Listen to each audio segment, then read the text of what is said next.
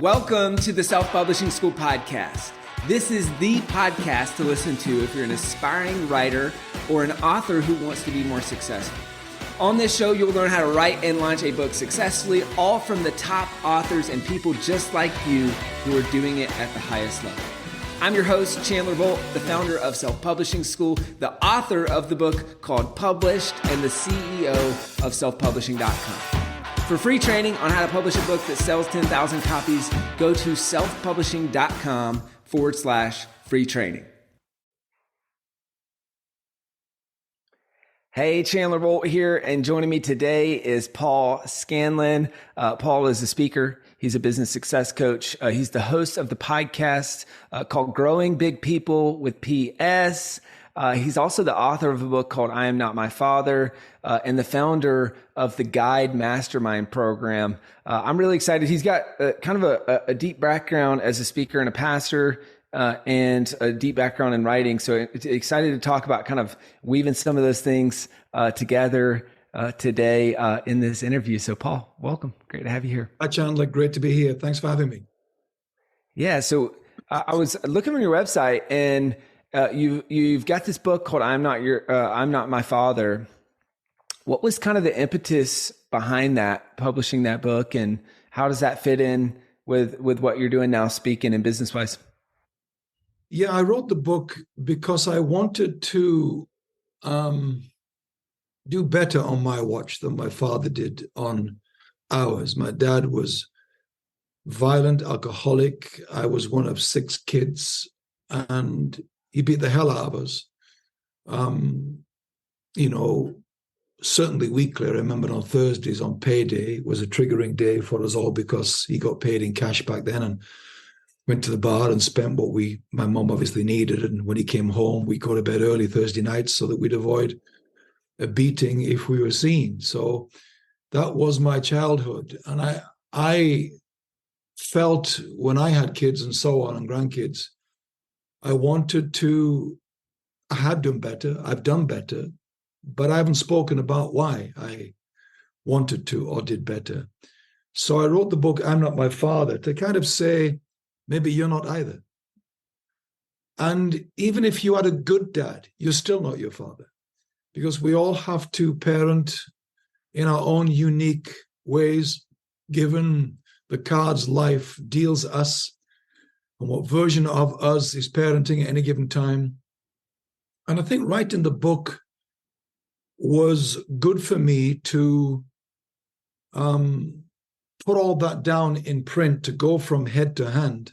A lot of what I do and a lot of what your listeners and watchers do who are communicators will primarily be head to hand or head to mouth, or both. My primary communication is going from my head to speaking. So going from head to hand was really good for me. It felt like journaling, a therapeutic. And I've softened towards my dad, I think, through writing that. I'm sure my dad, I know my dad, I didn't know my granddad, his dad, that abused him. That explains a lot of my dad's abuse and lack of being helped and so on and so on. And now what we're doing in this space, Chandler, you and I, it is much more accessible to people now than it ever was in my dad's generation. I mean, where would people like my dad have gone for help? There was no such thing as mental health. It wasn't even a term, let alone going and getting help for that. And the help that maybe was available was brutal and primal and basic. So I've softened towards my dad, and my dad's still alive. I don't see him. I haven't seen my dad for over 35 years, and he doesn't live far from me or my mum.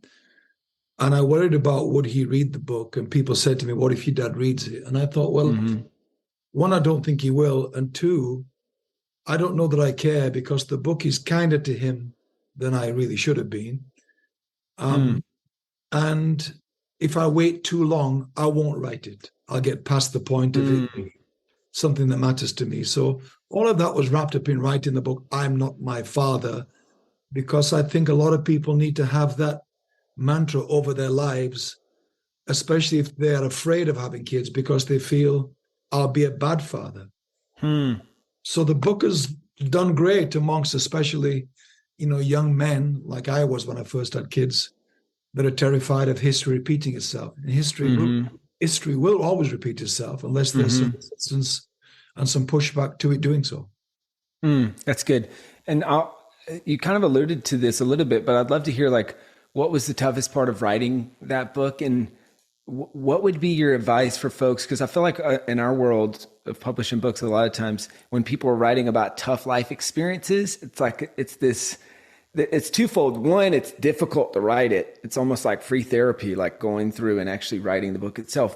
But then on the flip side, I think a lot of times people are worried about, hey, what if I put this out? And like you said, the people that I'm writing about see it. Should I use a pen name? Should I change names? Kind of stuff like that. How did you wrestle with that? And then how did, what was kind of biggest lessons learned in the writing process? Well, I think obviously the stakes are higher, if you are Prince Harry writing about being the spare and something liable may be involved. I think obviously to be more careful. I am not at that level, and most of probably our listeners and viewers aren't, but still there is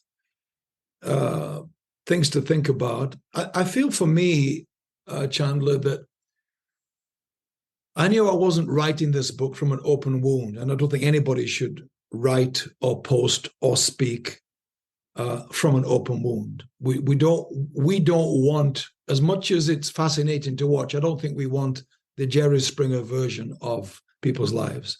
I think we want more the Oprah version.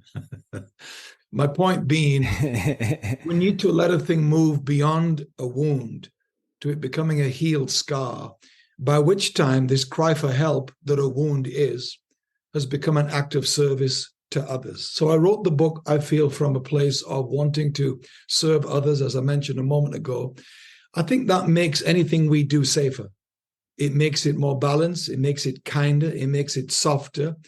Even though the people we're writing about have been unkind and brutal to us, I think if you speak about it, write about it too soon, that's what we all feel. We feel the brutality and the pain you suffered, but we're not sure how we're served by that. If you haven't yet made it something that serves your humanity and ours, what did you learn? Who did you become because of it? And so on. That's, I think, what we want to get out of the book, or the talk or the post or the podcast or whatever. So I think I waited till that stage that made me feel the book was safer to be written at that point.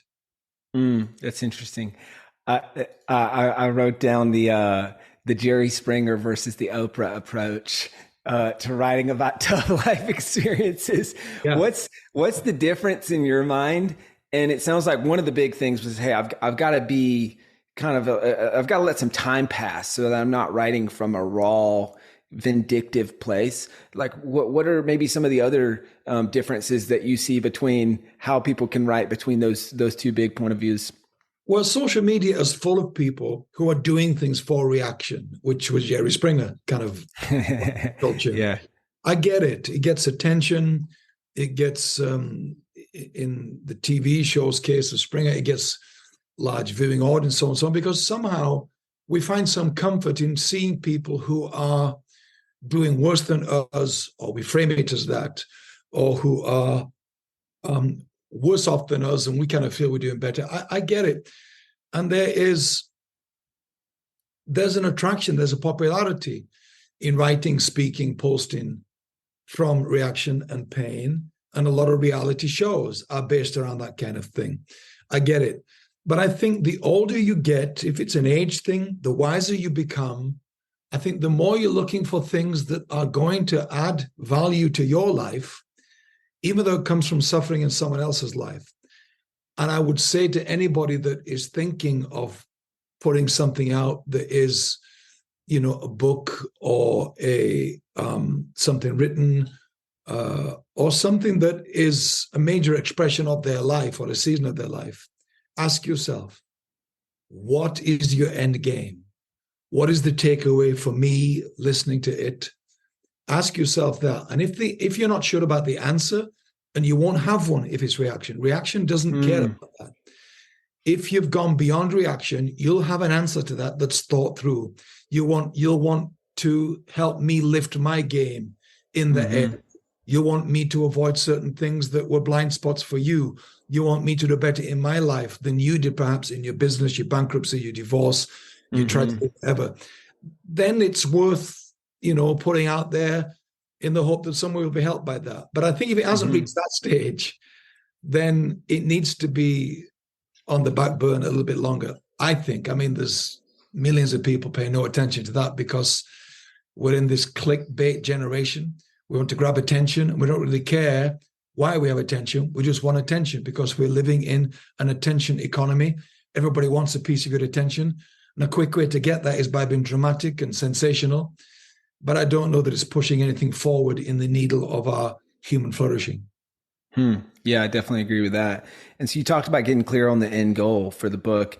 When we talk to authors about that, it's like it's twofold. It's okay, what's the end goal for the reader that reads this book? And then what's the end goal for you as the author? I feel like you alluded to the end goal for the reader at the start of this interview. On the flip side, what was the end goal for you as the author for this book? Was this more of a passion thing of like, hey, I feel like this needs to be said. I want to put this out there. Did it relate to your business, your speaking, and what you're doing there? Like, how did you see that fitting in with everything? The end goal for me is putting something out. Everything I do, Chandler, is the end goal for me is making people feel seen. I want you to know that I know you. I see you. I am you. I have been you. Anything I put out, I want you to feel that when you engage with me. I have become good at that because years ago, I chose empathy as my means of communication. And empathy means I have to find something in me that relates to something that you are going through, even though I haven't been through the same thing exactly. And I determined years ago that I would become as fluent as I can in human, not in a topic or a subject, because someone's always going to teach a topic better than you are. But a lot of people teaching something better than you teach it aren't as fluent in human as you are. I mean, fluent in human means that you have baptized yourself into people, into suffering. And out of it, you become fluent in kindness. You become fluent in loneliness. You become fluent in suffering and setback and disappointment.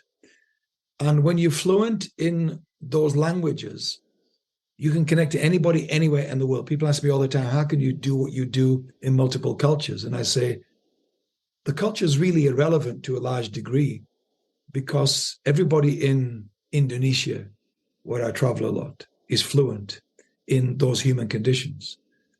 And they are in America or Australia or Eastern Europe or whatever it may be. And I think what I've tried to do in my communication is to not get trapped into, I'm going to be brilliant in the content on this topic only. Stop there. You need to know your stuff. But what matters, I think, to us that are listening and watching, increasingly the emerging generation are wired for this, isn't how good were you at saying it, but how good were you at seeing me as you said it, which is the holy grail of all communication. I teach this in my communication masterclass that I've traveled around the world with for years. The holy grail of communication, I decided, wasn't content or technique or charisma. It's connection. Do you connect with those that are listening to you? And of course, there's a whole science around that too, but there's an art to it as well. But there's no connection. There's no connection without empathy, unless you're fluent in empathy, which comes by being in their shoes, not yours. Most speakers make the fault of thinking, I need to work on speaking. You don't. You need to work on listening. That's good. And some of what you're talking about kind of reminds me of the famous quote of people don't care how much you know until they know how much you care. Exactly. You talked about the being fluent in empathy. Do you think that's a learnable skill set, or do you think that's something that you're either born with it or you don't have it? No, it's completely learnable. Yeah, absolutely. And it's a decision you have to make, and you got to start small. Of course, coupled to this is a lot of work I've done in teaching around self-awareness, another massive human superpower. Empathy is a massive superpower for humans. Very few have it. Self-awareness is a huge superpower. Very few have it. So I'm saying that because the component parts of empathy are doing something today that's going to include the mechanics of it are something today will happen. You have to learn to pause, not react, not speak, not give an opinion, not correct or just pause. And in that habit of pausing, we allow something else to come up in us from our intuitive self instead of our left brain logic self, or more importantly, the ego.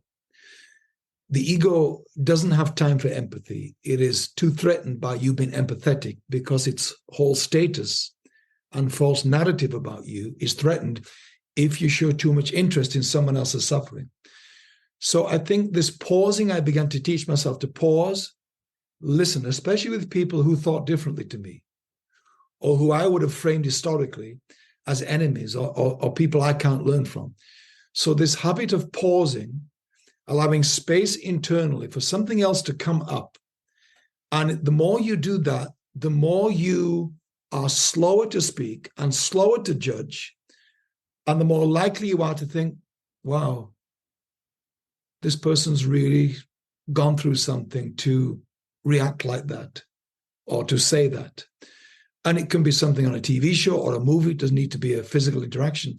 So yes, you can definitely train yourself and take yourself to empathy school every day.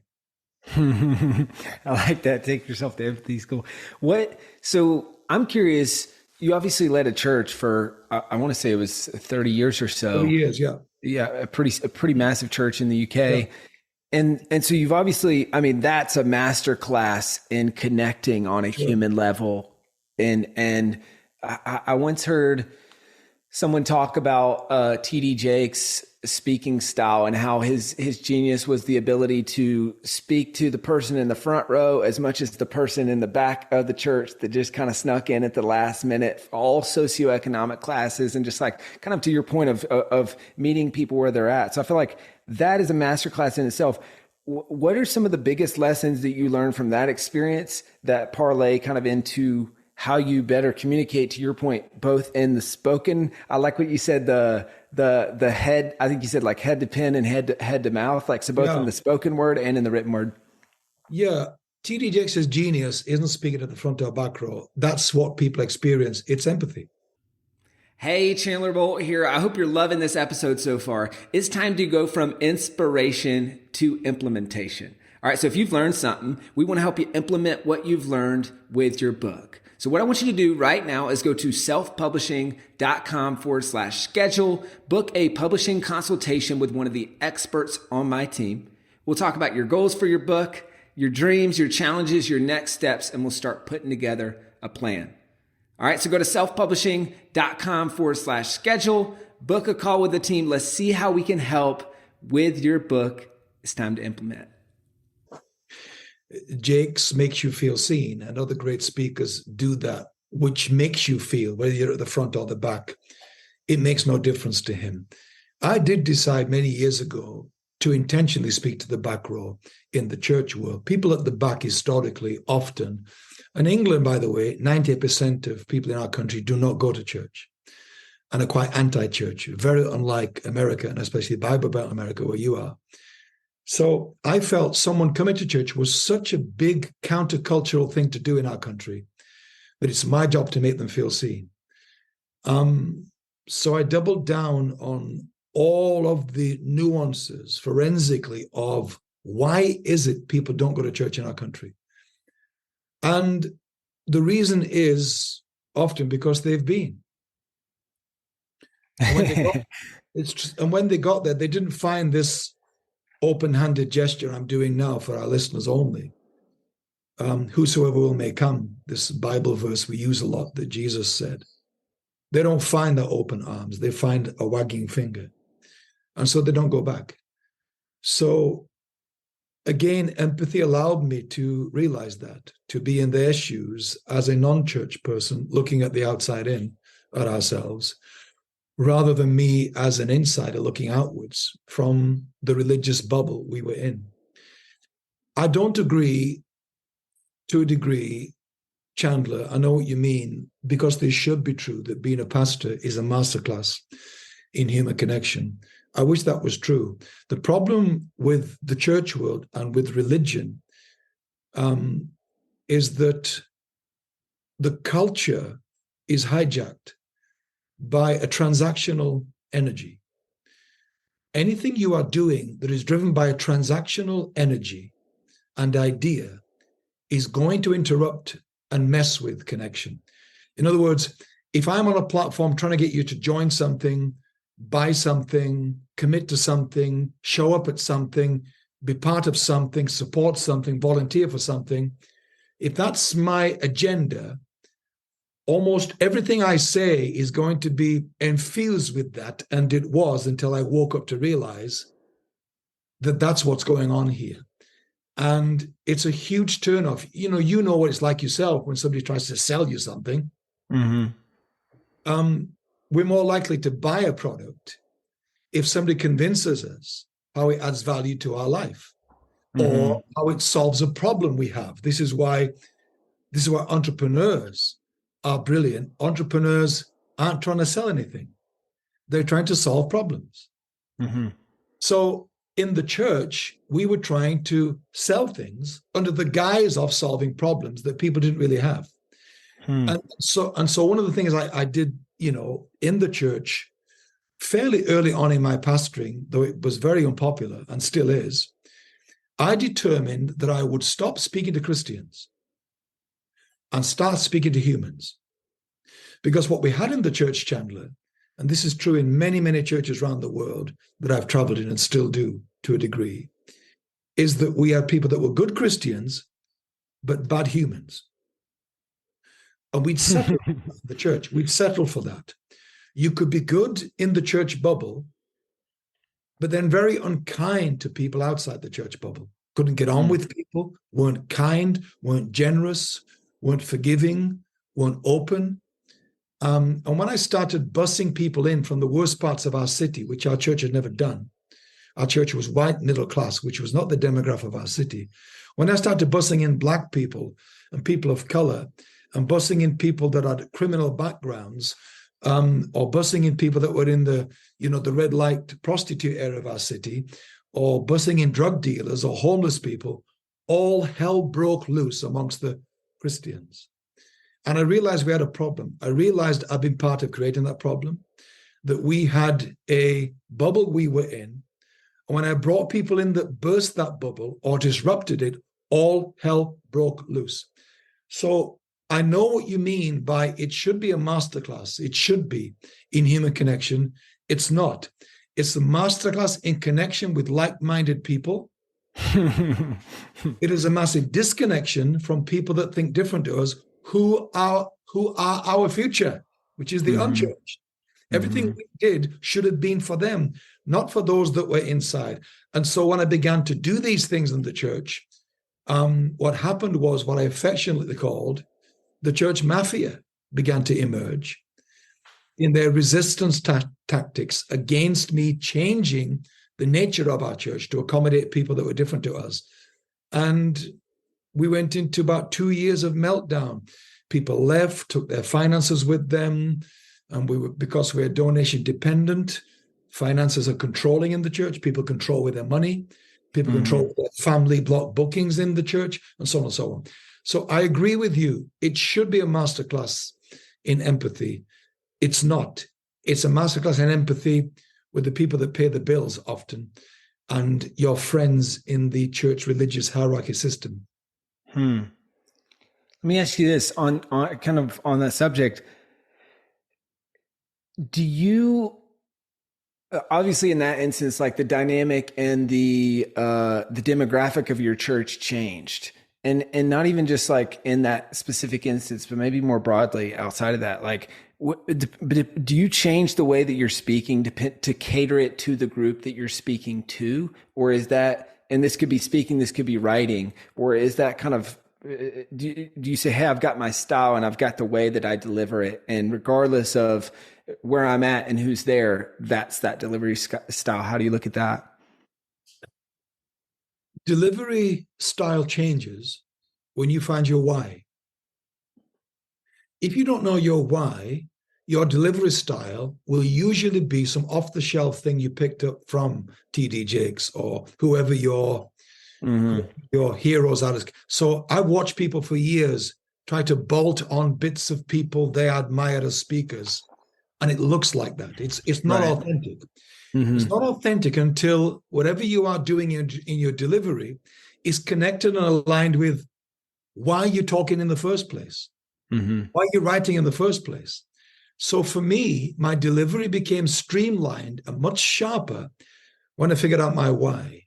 My why became, I am here to wake you up and bring you back home to yourself. That's my why. Now, that is all therefore about empowering you, not me. It's about liberating your heart, not mine. It's about leaving you with a sense, as I said earlier, of feeling loved and seen and empowered and believed in. All of those are the ingredients of my why. Now, once I figured out my why is that I'm not here to speak to religious people locked in a dogmatic transactional approach to life. I had done that when that was me. I was that too, till I woke up. So yes, my delivery style changed when I started speaking to humans. My topics change. Nobody cares about Moses and the burning bush, apart from the religious people. So I began to approach communication from what are human issues, what are human needs. After that, I can go to Moses, that's fine. Because if I can find loneliness in the life of Moses, which I can, then suddenly Moses is interesting to everybody. But I can also find loneliness, in the person that just came in off the street or the barista I spoke to yesterday at Starbucks. So I don't need Moses to teach that. But in church, if I don't use Moses or mention Jesus enough, they feel shortchanged. It wasn't a proper sermon.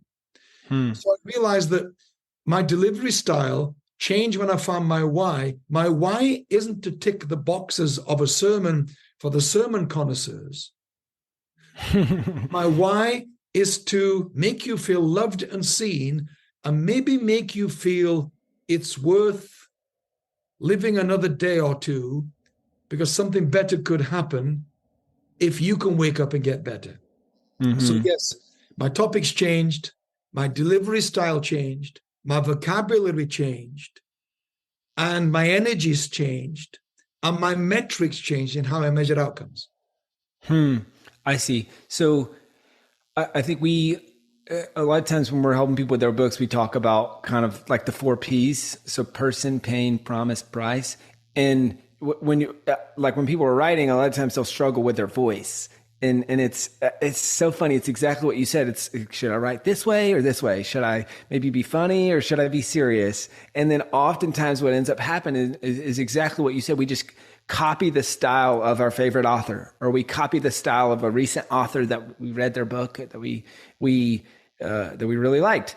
And so we talk about, hey, think about one person who's the one person that you know that needs to read this book, and then write it as if it's a letter to that person, and your voice will emerge from that. So I think that's the who side that you spoke of, but then there's also, it sounds like for you, what you said is preceding that is the why. So why are you communicating this message?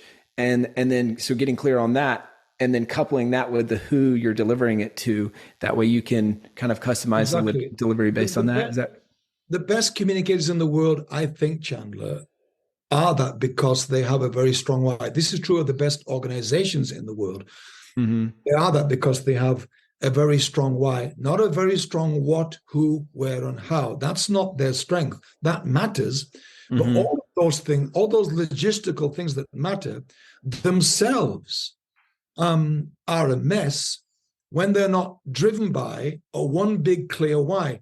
And again, I want to say to all of our watchers and listeners, your why is not a product you're selling, as it were. It's a problem you're solving. And so, for instance, Airbnb's why is not accommodation. That's not what their why is. No more than Uber's why is cab rides, taxi rides. That's not their why. No more than Apple's why are devices, and so on and so on. What has made these companies become overnight massive organizations isn't their product. Other people offer what they offer. Mm-hmm. The difference is the why behind it. And Joe Geber, one of the co-founders of Airbnb, got into that space because he was late to a ballgame in San Francisco. All the affordable accommodation had gone. The hotels were too expensive that were left. And so he was going to sleep in his car, but got to sleep on an inflatable mattress on the floor of some guy's house. And when he woke up the next morning, he thought, I wonder if people would pay for this, because I would. And that's where the Airbnb idea came from. The air part of Airbnb was from the inflatable mattress. I didn't know that. That's because entrepreneurs don't think in terms of selling something. Their why is, I had a problem last night. I had nowhere to stay. The problem was solved by sleeping on someone's floor. Could that be a business? Is what he thought. So Airbnb's why isn't accommodation. It's empowering you to have an authentic experience anywhere in the world, living in someone else's home. And it's all done at the push of a button, as it were. My point is for those that are listening and watching, that are wondering what their why is. And I spend a lot of time, I'm a professional mentor, and I do a lot of mentoring with individuals and companies about their why. Because finding your why is like giving birth to a child. It's like, oh my God, all of my life, I didn't know this. I've just been doing and achieving and producing and selling. And your why is like free falling into this effortless flow that changes everything after that. That's good. What I know you work with a lot of people on this. What do you see as maybe the biggest pitfalls for folks who are searching for that and figuring out whether it's the why for them as a whole or the why that they're writing this book, creating this talk, whatever. But what are some of those big pitfalls, and what would be maybe some tips for folks who are along that path of trying to find that? Probably the biggest pitfall is paying too much attention to your ego instead of tuning into your intuition. Your intuition knows what your why is. Your ego does not and doesn't care, doesn't want you to know. The intuition is intensely curious, which is what leads you home towards your why. The job of the ego is to prevent that happening, because the intuition takes you to places the ego feels threatened by. So the first thing I think to do to find your why is to begin to be less governed by the protective nature of the ego and its false narratives that say, this is who you are. This is not what you are. Why are you reading that book? Why are you listening to that person? Why are you interested in that? This is not who we are. That's the ego. So you have to dial that down and dial up this intuitive sense. The intuition isn't shouty. It's not loud. So you have to get still to hear it. And when you get still long enough and practice that habit, you'll connect with something else that's there, that was always there. You don't find your why. You're born with it. But from birth, we're separated from the part of ourselves that knows that why. And what I'm saying to us is to get back to the why is and this is what I did when I was pastoring about getting still and getting uncoupled from all that stuff that was stopping me connecting with people is get still, tune into this still small voice, as the Bible calls it. The still small voice, this internal true north GPS guidance system that is shouted out by the chatter of the ego. And that still small voice that we all have from birth is where you'll find your why. And what I do as a mentor is help people to do that, and then help people recognize that story you just told me, that's your why trying to talk to you. Because people don't spot it. I was saying to somebody the other day mentoring that was telling me 3 or 4 stories, random stories, and I help them to see the events are random, but it's the same thing going on. It's your why trying to say to you, it's me trying to get your attention. Mm-hmm. It was 5 different situations, but it's one thing happening. Mm-hmm. And when they saw that, now they have the amazing superpower of spotting a pattern. Once you see a pattern, you're a way to go. And the ego will prevent you from seeing patterns that are a breadcrumb trail, as it were, towards your why. The ego's speciality is shouting over the pattern so you don't spot it. Once you get a pattern, you start to wake up more. Mm-hmm. Cool. I love that. That's great. Well, I've got a couple final questions and we'll wrap up. We've got one from a listener, Linda, about some of the content of your book. So she says, could you share how someone who recognizes patterns of their own childhood trauma in their parenting style can begin to make positive changes according to your book? Start small, I would say. Start small. If you're aware that, and it depends how deep we want to go with all of this for all of us. I'm aware of this for everyone, and my empathy kicks in here with this question. You know, I wrote a book. You don't have to do that. The book was quite triggering for me, but I chose to go into that space anyway to make sure that I had done all that work necessary to put that aside for it to become helpful to others. Depends how deep we want to go with any of this, what we feel is a repeat of history in our behaviors. So I would say start small. The question itself to me is the beginning of your awareness. The question itself is, it's saying, I think I'm on autopilot here. I think I'm repeating behavior I didn't like in my life and don't want to pass on. Good. That's you waking up. Good. Start small. What one thing can you do today? And this doesn't need to be, anybody else needs to know about this but you. What one thing can you do today that begins to deconstruct that narrative, that begins to consciously uncouple from the behavior that you are mindlessly adhering to? And it could be just something as simple as in a given moment, you change energies and you don't react angry. You don't react by lashing out. You don't react by being unkind. You pause and you do something different. And I've got to tell you, it doesn't feel grand. No one's going to applaud you. There's no reward. That's why you don't think it counts. It counts. And if you will stack on that, if you will do what I call habit stacking, stack habits, small incremental things on top of other small incremental things, it becomes a game changer. So I would say to anybody, start small and start really simple and journal it. Today, write down, today, I caught myself about to press send on a WhatsApp message to that person that drives me nuts. Today, I didn't press send because I decided I no longer want to be part of the drama. Just that. No one needs to know, but you'll know. Start small. That's good. Start small, celebrate the wins when you do it. Great question, Linda. Guys, if you want to ask a question for a future guest, just comment on the YouTube channel with your question, or you can leave it in a rating or review on the podcast, and we'll pull in questions for future episodes. Paul, where can people go? This has been awesome.